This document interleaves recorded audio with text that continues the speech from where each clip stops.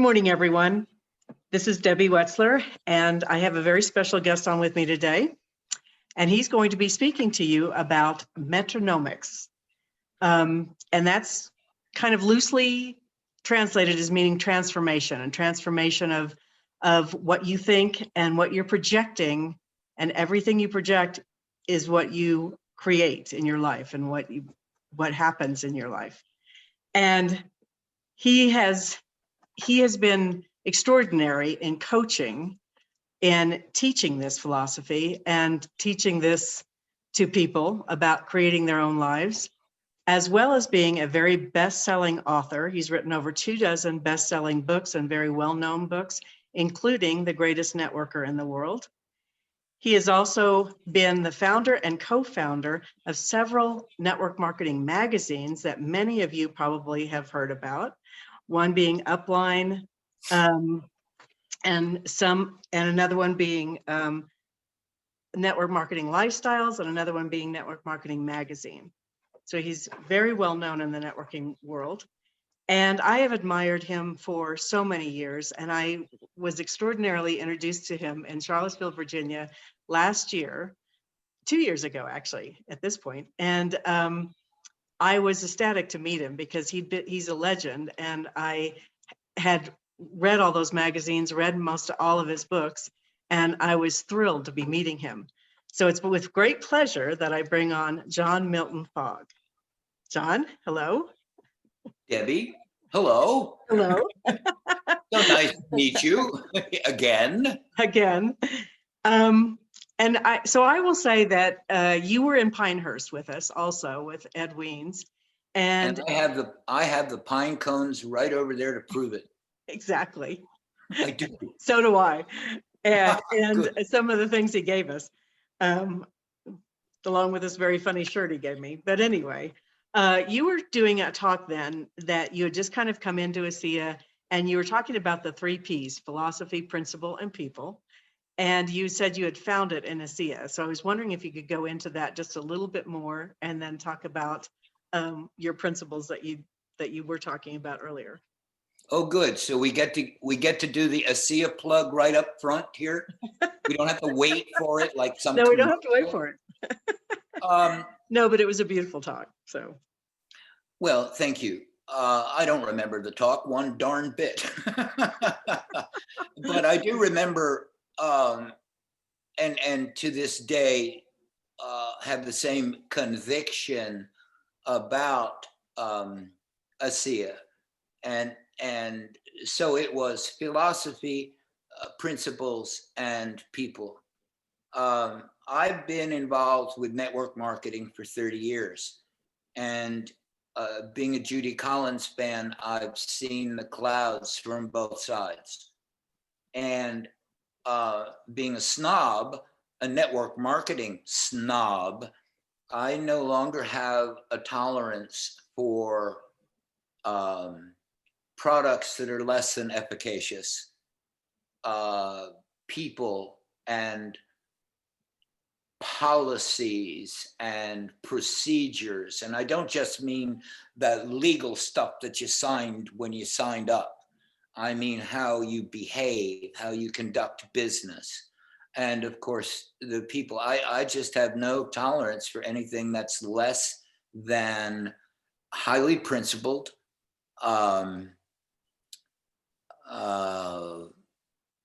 companies that give lip service to being committed to the people first. This is network marketing. Every single corporate decision needs to be based on the health and well-being of the individual men and women in the field. That's it, no exceptions. That's the way it's got to be. This is a distributor-driven business.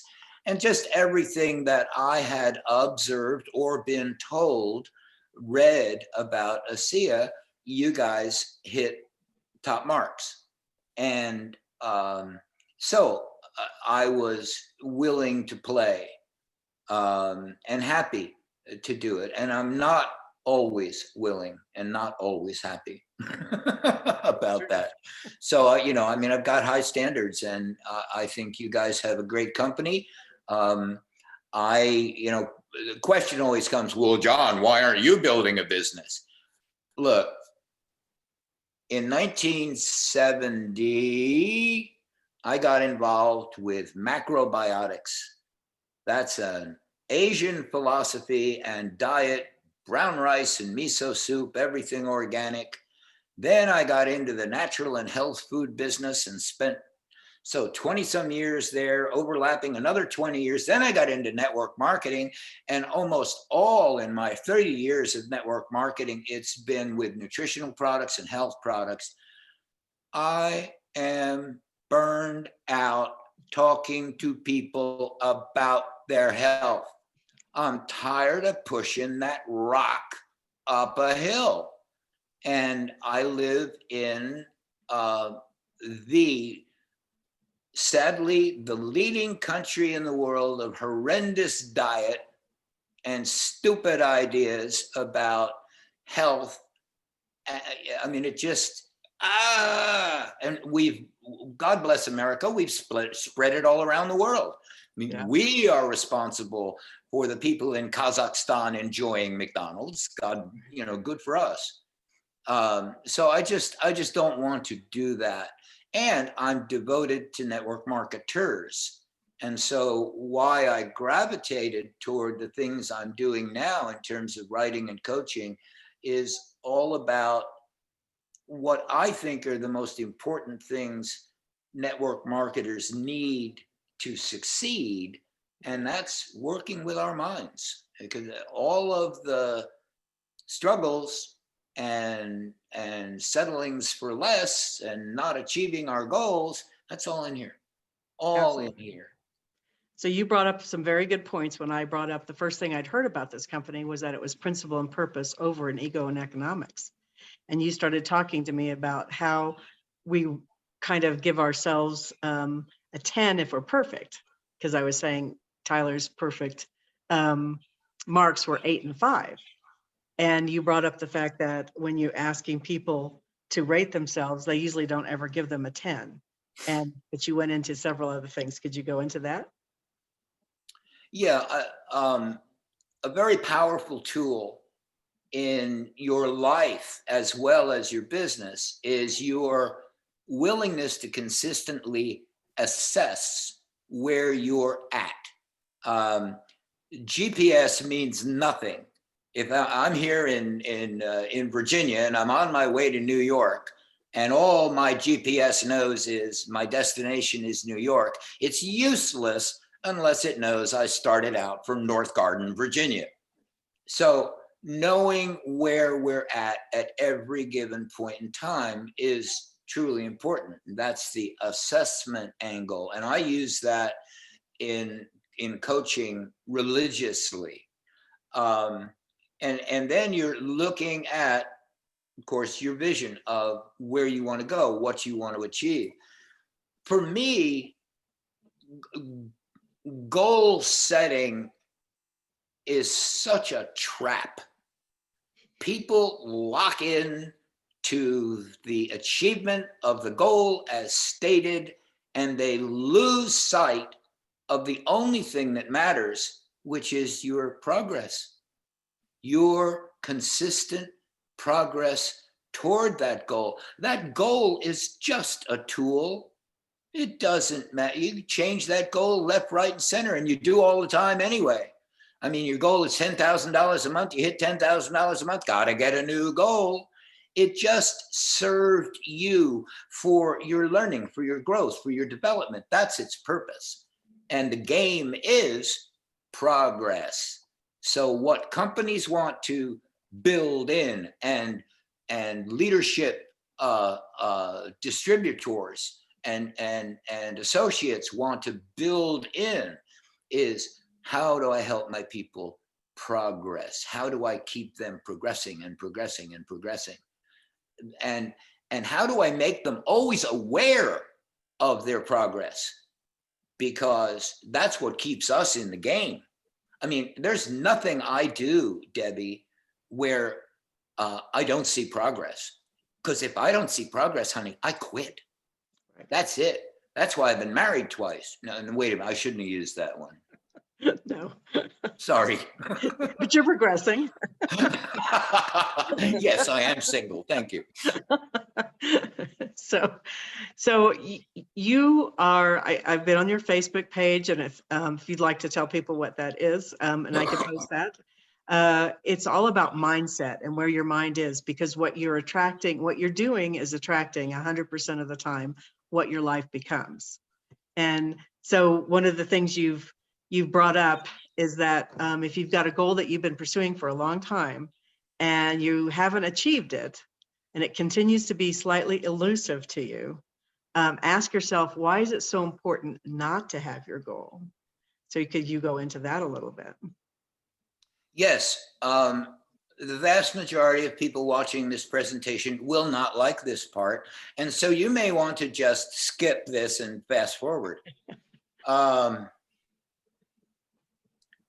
The axiom is, what your mind believes you will achieve, always and in all ways, there are no exceptions. Now, that will usually send people running for the exits, or at least some number of people running for the exits. You know, and so things will come up immediately. Well, you know, what about being beheaded in Baghdad? I didn't create that. Yeah, well, you can talk yourself out of this all you want. But the truth of the matter is that our thoughts are real and become real. And a belief is simply a habit of thought. It's just something you've done over and over and over again. Most all of our beliefs were begun as children, ages 0 to más o menos 10 or 12. And we have clarified them and given evidence to them with a whole lot of different things. The thing that's crazy for people is we've got a goal. And so here's your clue. If you've had a goal for any period of time and you're not getting it, there is a reason. That reason is in your mind. You may be aware of it, and so it's conscious. You may not be aware of it, so it is subconscious. And a great question is to ask, what's so important? Or why is it important for me not to achieve this goal? You know, you revealed to me that you fell recently. Mm-hmm. And so you began right away to wonder, all right, what was I up to with that one? Yes. And God bless you for taking the responsibility for that, because you were up to something. Maybe you're spacing out these days. You're not paying attention. And that accident got your attention. Maybe, as you pointed out, which I'll bet this is what I'd put my money on, is, yo, Debbie, slow down. Right. You know, you're doing great. You're a big success in this business. Everybody knows who you are. You're leading so many people to success. Back off, baby. Relax, put your feet up. You know, if you go skiing or snowboarding, knock yourself out in Colorado, have a good time. So there's always something, and they get much more subtle. Yeah.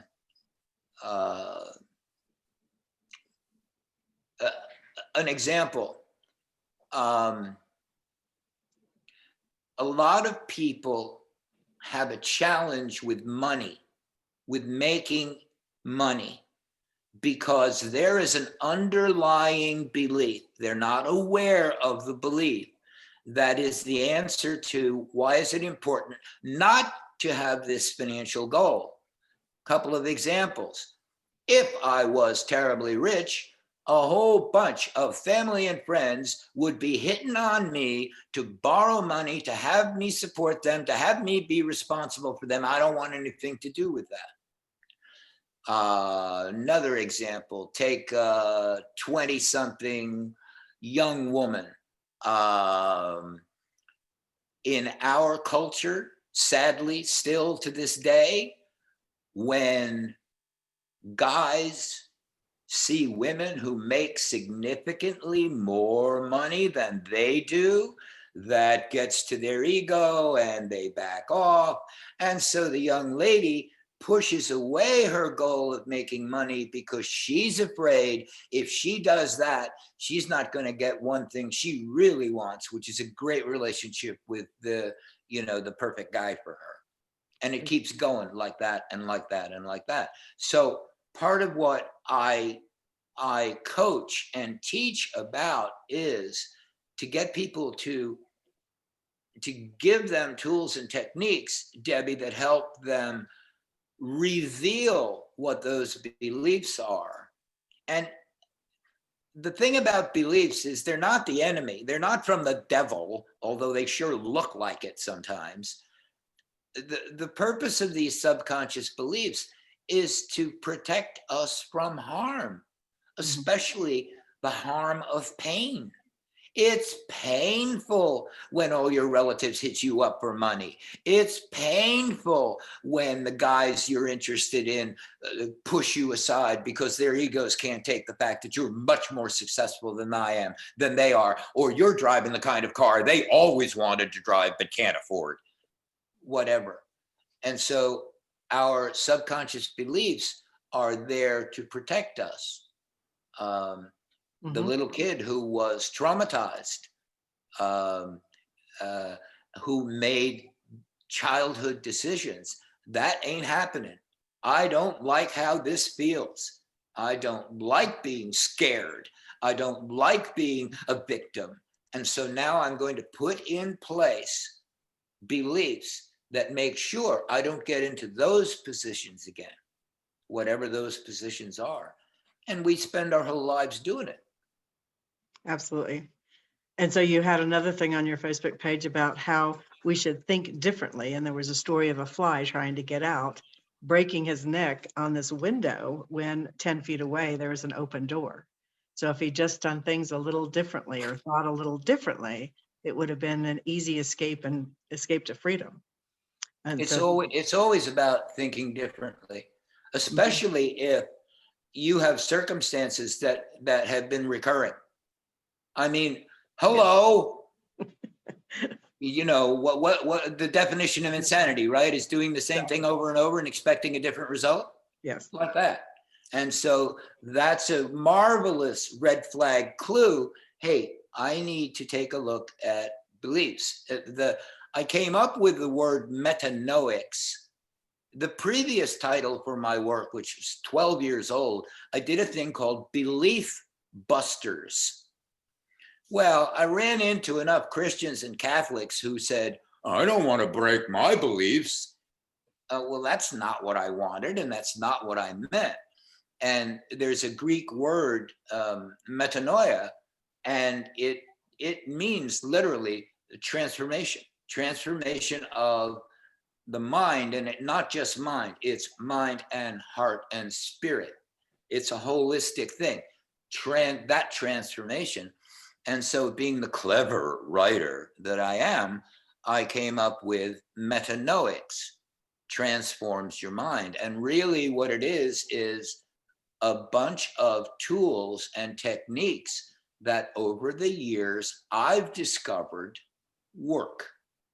And so I teach those and I coach about those to the extent that I do, which has been not a whole lot recently. And you said a lot of times when people want to move ahead, it's learning new skills and changing their mindset, definitely, into being more positive. And so we are going into a fun kind of recruiting week in November. And one of the things that I loved, some of the things on your Facebook page that I loved so much was keeping everything positive and asking positive questions and even starting with compliments. I mean, one of the first ways to open up somebody is to get them to talk about themselves a little bit and give them a genuine compliment. And so one of the things you mentioned was what makes you so, and then you can put in your own word, what makes you so confident, what makes you so curious, what makes you so attractive, different things like that. And it's a great way to start a conversation with somebody, even if it's a stranger. You can notice things about people right away. So there's anything more about being positive and staying in that realm when you're talking to people about anything, not just ASEA.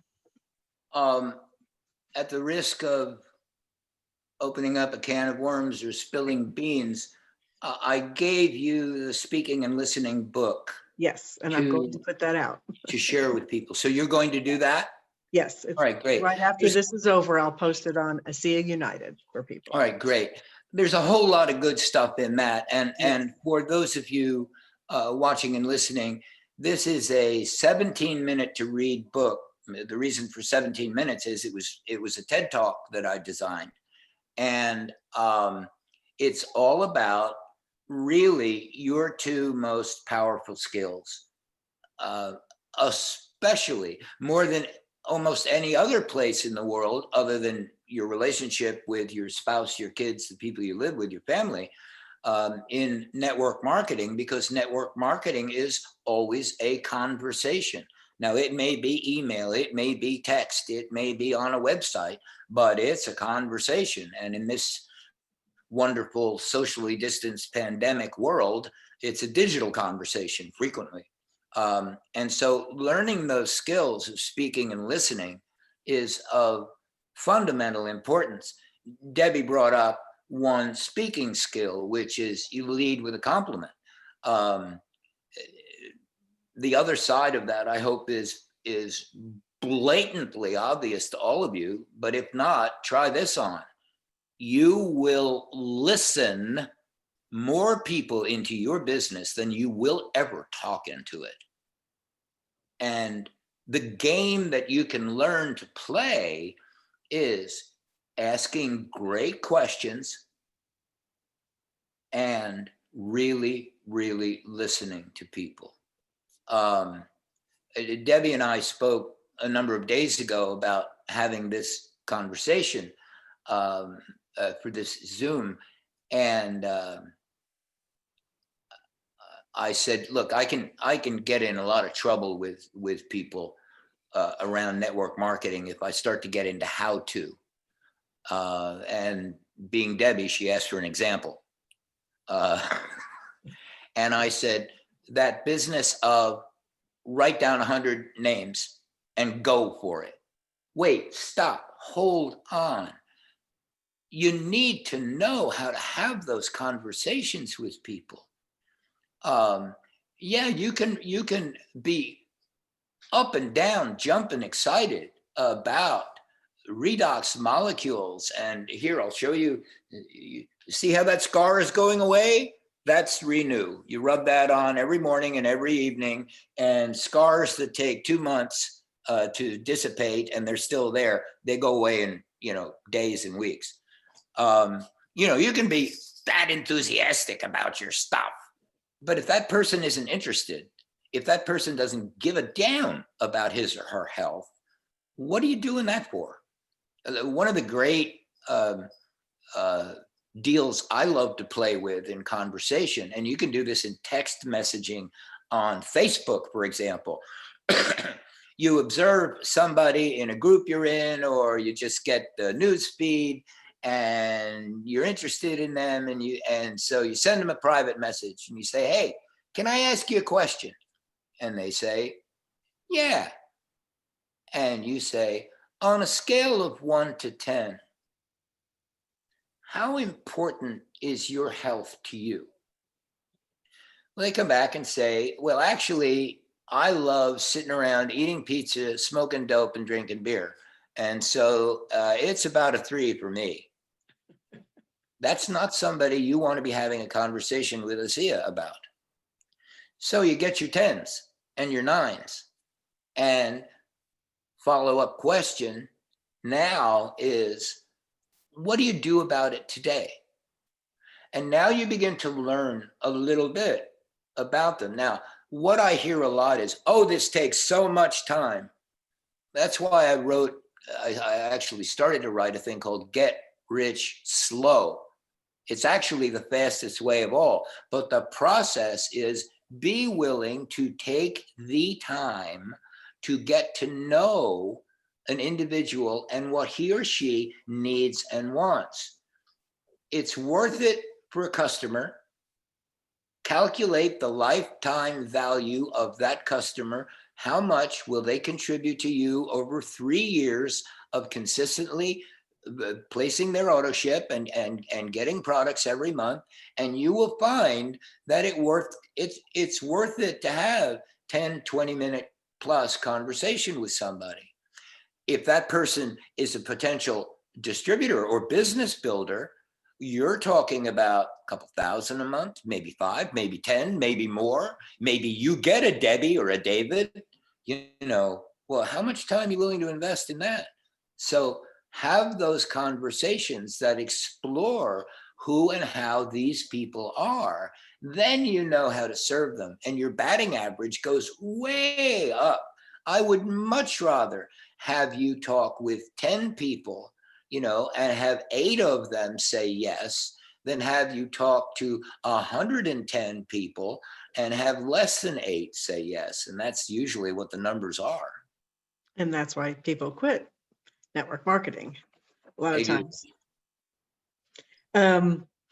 So the last thing I will bring up, since we are going into this, like I said, it should be a fun recruiting thing, and asking questions and getting to know people, building relationships. That's all very important to me, at least.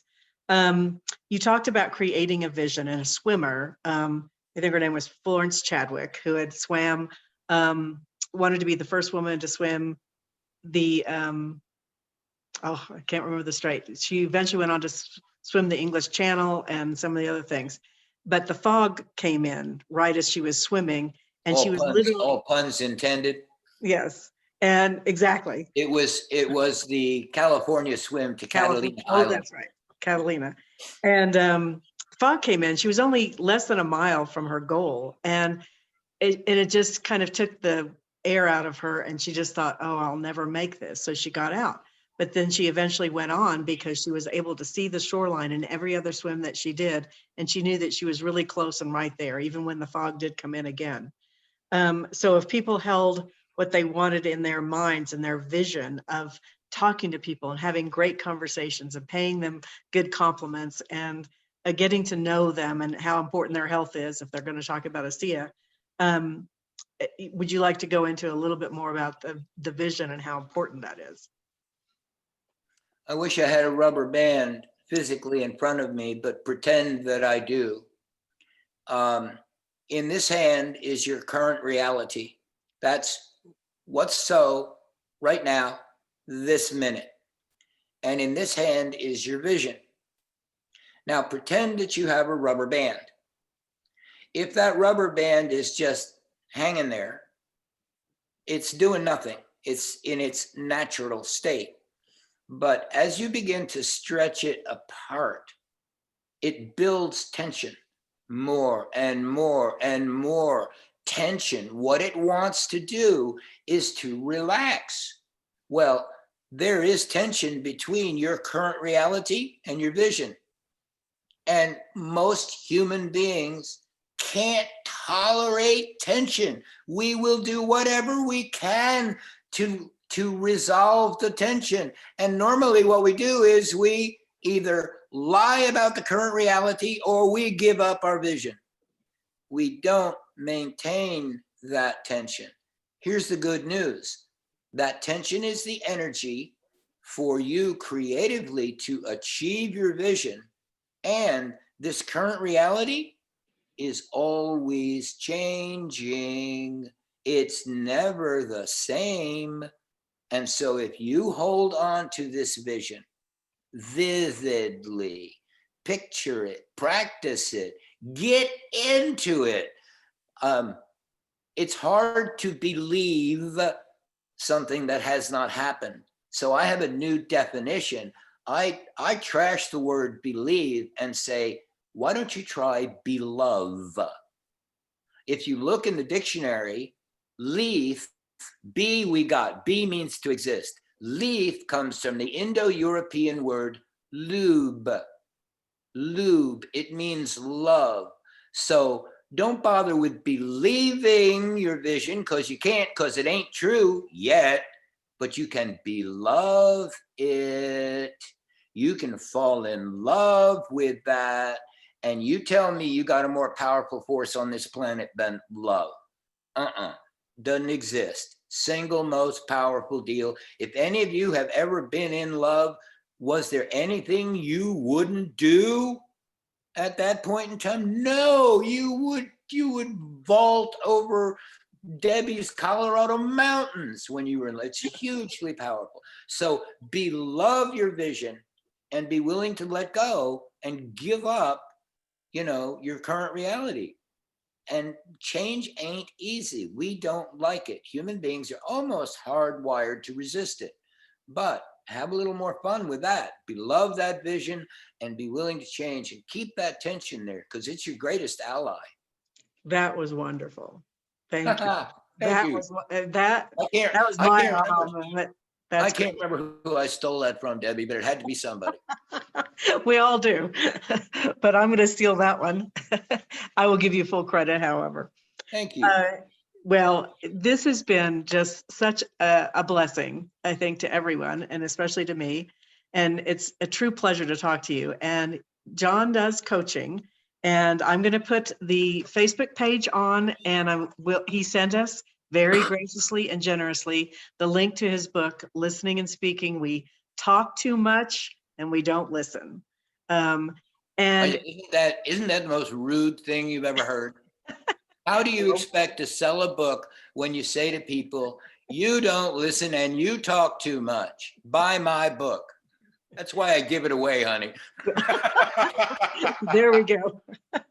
Well, I read it, and it does take, 17 minutes or less to read. And he's got some amazingly new creative ideas in it for listening, and being in that and asking positive questions. That was really a gift for me also. Just keeping them very positive. I turned around something I did earlier this morning with that. So I can't thank you enough. Is there anything you'd like to add? You got a couple more hours, we could keep going. We do, but I'm not sure our audience does. But anyway, so, and he did write the book, The Greatest Networker in the World. Many of you have already read that.